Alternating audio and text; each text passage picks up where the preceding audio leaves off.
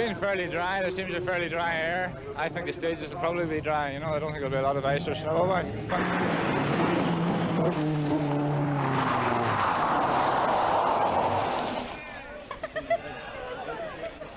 There's a lot of opposition here this weekend, but we've had a very good practice done. The car's going excellent. It has been prepared perfectly. So we're very happy the way things are looking. We definitely try and go for a win anyway.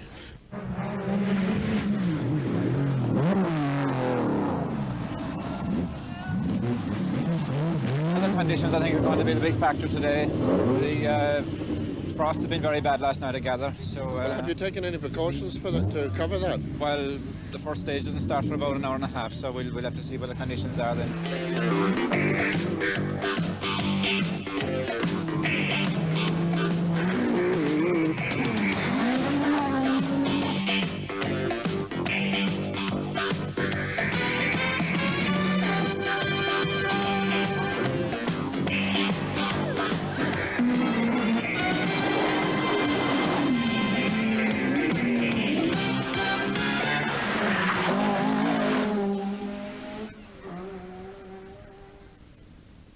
Galway City and the first round of the 1986 STP Tarmac Championship.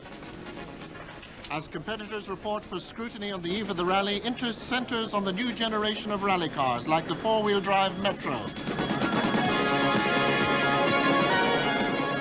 It is a time for checking that everything complies with the Road Traffic Act and indeed the safety regulations. It is a time for intense speculation, as in addition to Ireland's top three drivers, Billy Coleman, Bertie Fisher and Austin McHale, the programme also includes the Middle East champion, Saeed Al Hajri. For Barbara Buckley, clerk of the course, it is a nervous moment. The pressure on the organising team is very, very heavy, regardless of where the entries come from. However, when you have such a big presence of overseas competitors, we feel we're under closer scrutiny. Ayr Square at 9 o'clock on Saturday morning, and last year's winners Austin McHale and Christy Farrell are the first off the ramp in the Clarenbridge Crystal sponsored event. Billy Coleman, who has won the rally twice before, is at number 2 in the Rothmans Porsche 911 with co-driver Ronan Morgan.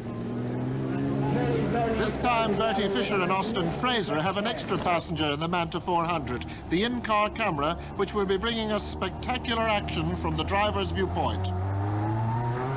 20 miles down the road, however, the real action begins. And those worrying thoughts about ice do not prove to be ill-founded. Austin McHale has the dubious honour of finding out exactly where the ice patches are.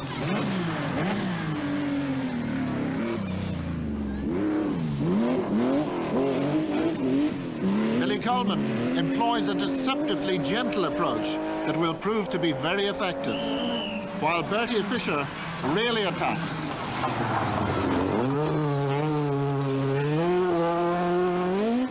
But the Manta is having chronic traction problems. These two experts have come to see the Metro. But all is not well with Bolton's car, and it seems to be definitely down on par. John Coyne.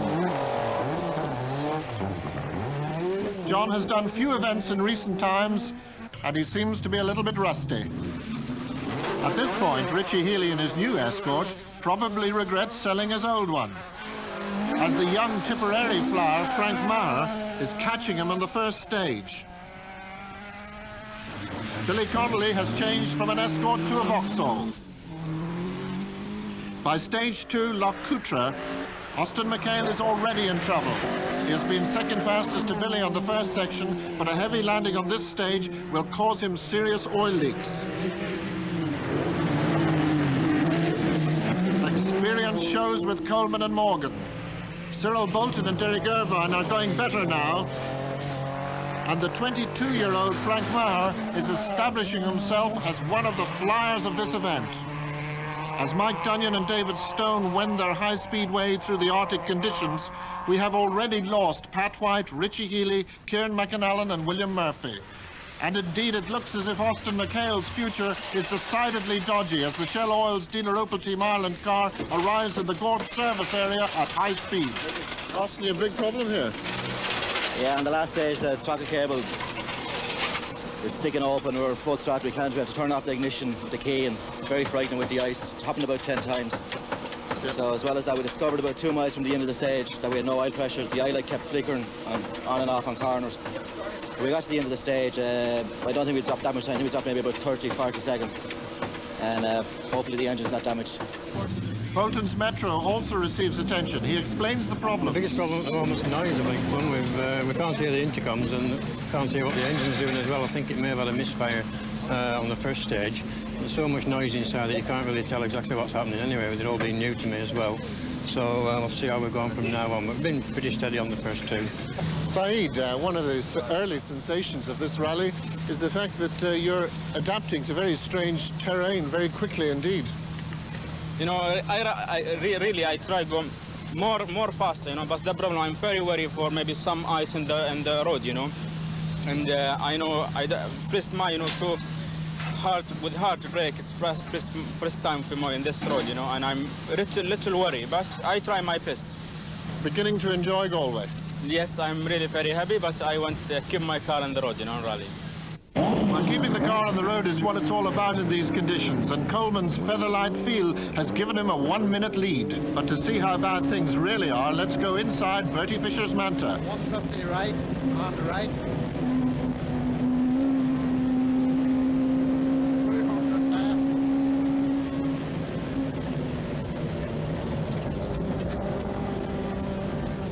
Well held. 150 left. Well, having got away with that one, we are now approaching Shanalish Cross, where we saw Billy Coleman in action. Square left.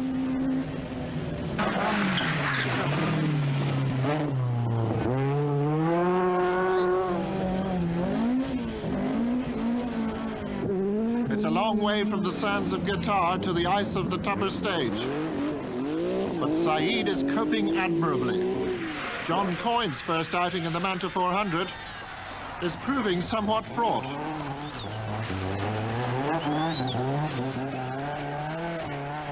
Back inside the other Manta, Austin Fraser is relying now heavily on ice notes. 200 right on crest. 100 left and dip. 70 left maybe. And caution, crest and the very fast right. Keep tight, ice and exit. 70 left maybe. 70 right. 70 dip. 70 crest and slide left. 70 caution left over jump. 70 slide right and crest and caution. 50 turns fast square right. 70 right over crest. Tom McGee, like many of the superstars up front, is also having his problems at Shanalish.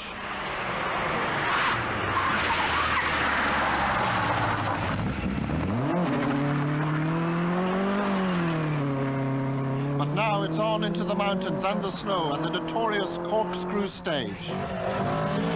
Austin McHale in the Black Manta, despite using enormous quantities of his sponsor's products to keep running, is now in second place. After their early traction problems, Fisher and Fraser in fourth place get down to work on the corkscrew. 50 crest at the fast right. 50 slide right. 50 long, very fast right, loose. 50 very fast left. Careful. And very fast right. Very fast left. Right. The leader under these circumstances decides that discretion is the better part of valor.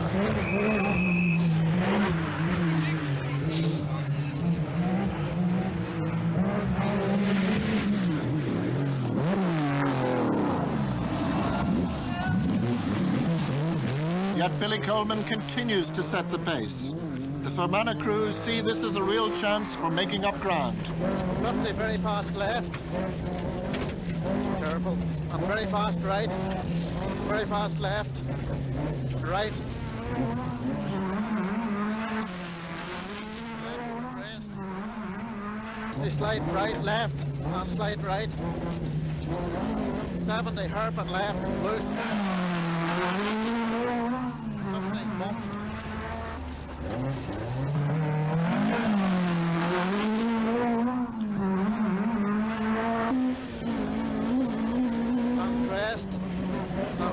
and slight left maybe, and slight right. In the second Porsche, however, valour rather than discretion has definitely been the priority. The damage is mainly cosmetic, but Al Hajri has dropped to third behind Coleman and McHale. We are now 3/4 way through the corkscrew, and Fisher's luck is about to take a cruel turn. And left. What's the problem? 70 slide right. Just cutting out. 70 very fast left. Try switching over the ignition pack. Is that it?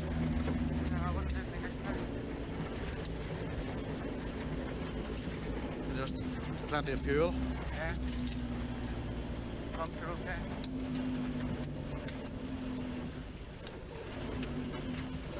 It's almost like a fuel shortage, is it?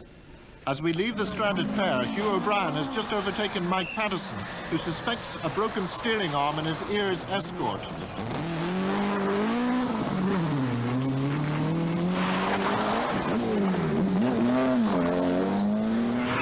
Back on the dry roads at the end of the corkscrew, McHale, despite his engine worries, is giving it everything and scattering the arrows in the process.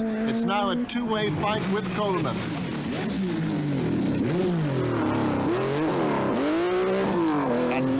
Very much in command.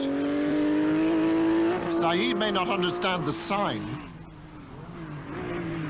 but the state of the Porsche certainly punches home the message. Despite the obvious indiscretions, the Arabian Charger is one of the talking points of the rally. His nerve and speed are astonishing. Jody McGrath is also in the entertainment business with his 2-litre Escort. Mike Patterson and David McElroy are in very close company. As are the retiring Frank Hogan and Martin Ward's Opel. Meanwhile, Bertie Fisher, although now many frustrating minutes adrift, has got the Manta going again, and he manages just to stay in the rally. Austin Fraser resumes the pace notes to read the very slippery road to his driver. 50, 50, curve and right. But their disappointment is obvious. Yeah, we lost about 20 minutes on the corkscrew with an electrical problem. We're not really sure. It's something to do with one of the ignition packs, but we haven't really traced the problem. So chance of victory is really gone, is it? No, it's impossible. Like, we're 17 minutes behind Billy Coleman. Something similar behind Austin McHale, so we're going to keep going anyway. Frank Meagher, at this early stage of the rally, I don't think you honestly expected to be in 4th place, did you? No, not against this competition, but we're driving on the limit and hoping for the best. No complaints at all, Alan. The car has been flying, and I think we took the lead right in the first stage, which is unusual for me. I was told to make no mistake this time, so the pressure was on. It's your old teammate and some would say adversary up and now into 2nd place, Austin McHale, but we know that he's having some problems, so very early days yet, Billy, but you're looking pretty strong at the moment. Yeah, well, just keep it there. Keep our fingers crossed if nothing goes wrong. I suppose we should be okay. I mean, these roads are so tricky that, you know, smallest mistake and you can be in a wall, so you can never get too confident. By the second run over Loch Cutra on Saturday afternoon, Austin McHale still hangs on to 2nd place, just under 2 minutes behind the leader.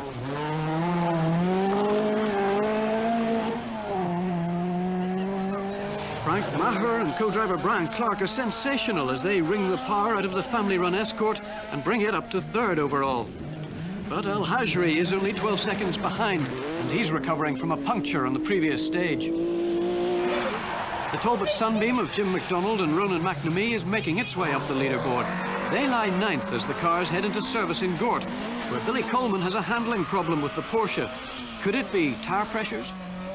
They'll go up a bit. They go up 4 pounds. Because they're reading 36 and 37 now. Yeah, they're too high. Yeah, that's maybe what it is, you see. Billy, in your comfortable position at the moment? Yeah, well, with a few problems just now, Gary. What's happened? The car is running very rough. We don't really know what the problem is. But Is it slowing you up? Yeah, we've lost a bit of time in the last couple there now. You're still in the lead? Yes, yeah. Give me 35 litres now. You want 35 litres? Yeah. More worrying problems for McHale as a compressor is brought in to boost that falling oil pressure. The service crew works frantically to solve the problem.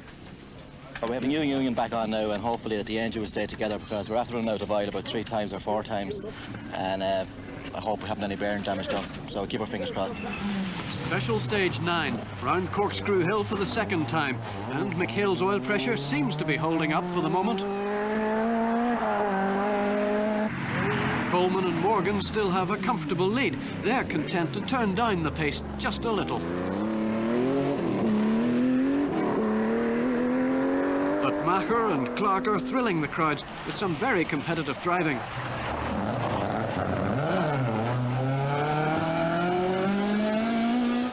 Ian Donaldson's 6R4 Metro is running sweetly and is holding on to 5th place.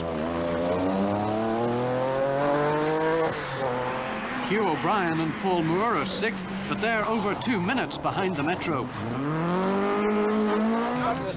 Dusk is falling as the cars start the 10th and final stage of the day. Oil pressure in McHale's Manta has dropped to just 20 pounds, and he's losing a lot of time. Coleman is taking full advantage. Meagher is still driving at 10 tenths, but this time it's a little too much. Even so, he stays 3rd. The spectators who brave the cold evening air are rewarded with some spectacular action as Jody McGrath from Dungannon finds his Escort has a mind of its own. And the Opels of David McElroy and Frank Fennell seem to be running in tandem.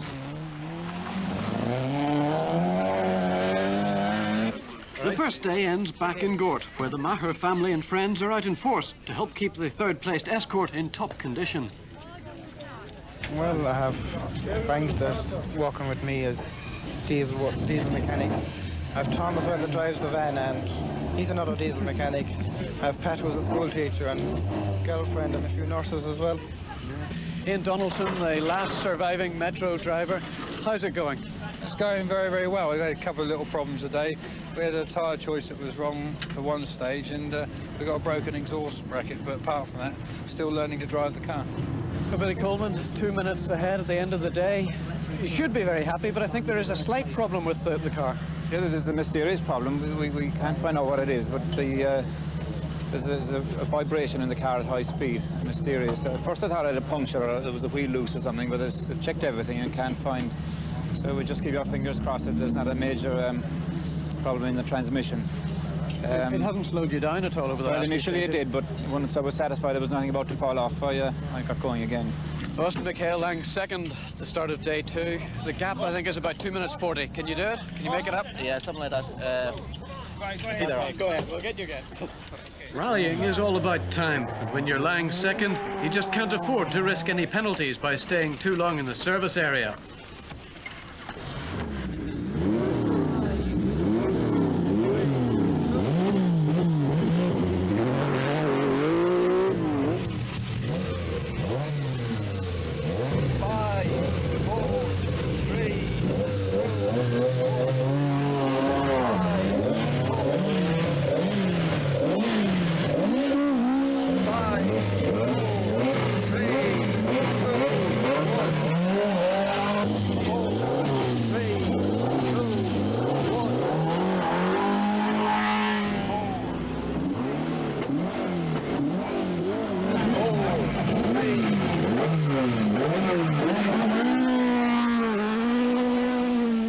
And at stage 11, Kineska, it's 10 down, 8 to go for leader Coleman in the Rothmans Porsche.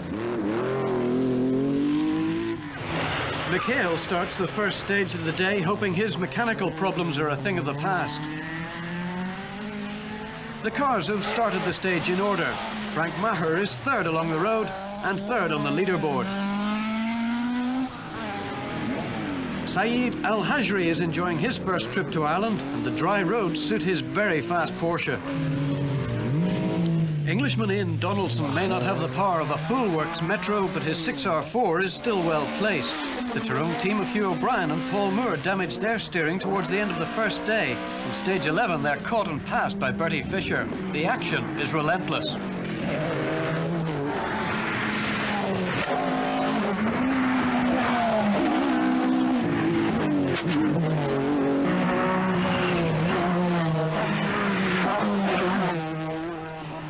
Every driver and co-driver lives with the constant dangers of rallying. But for Bertie Fisher, the next few high-speed moments were to present a terrifying challenge which would need every ounce of his skill. He's travelling at 120 miles an hour and he responds magnificently.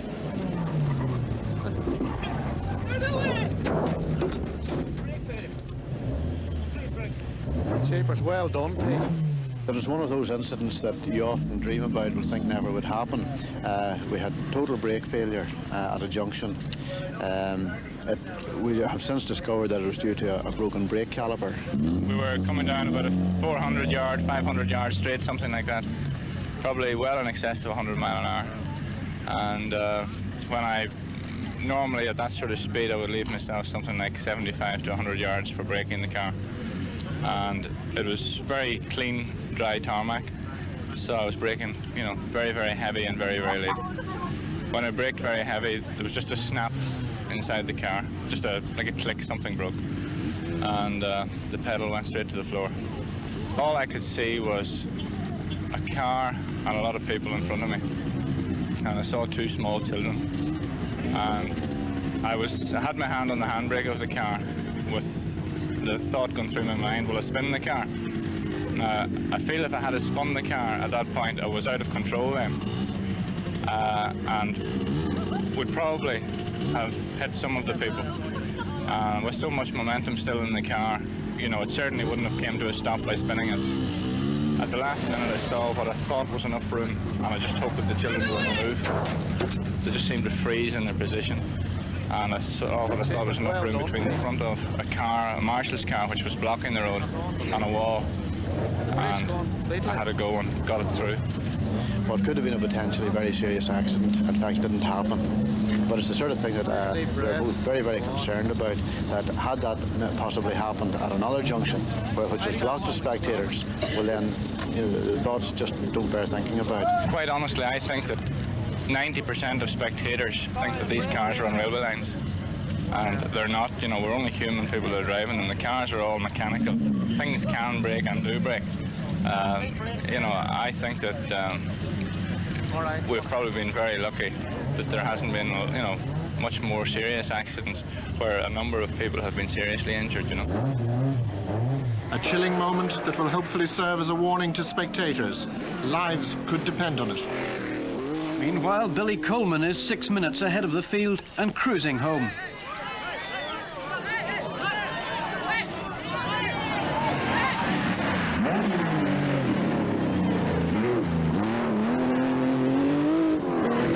Al Hajri's car has been patched up by the Rothmans team mechanics, and he's going to complete a Porsche 1-2. But the man from the Middle East has no thoughts of easing off and coasting home.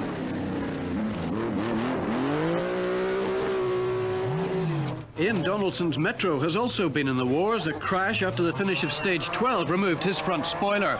He takes third place after Frank Meagher sadly is forced out with a broken rear axle.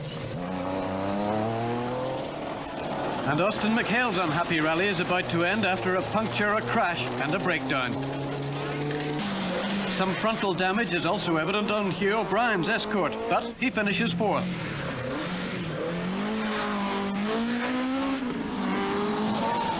McDonald and McNamee are fifth in the Talbot Sunbeam.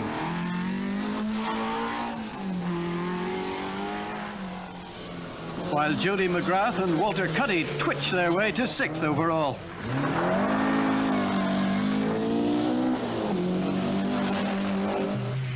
David Wright and Leslie Fannin take Group N honours by finishing 10th in their standard cadet, surprisingly one place ahead of Frank Fennell in the more powerful Group A winning Opel.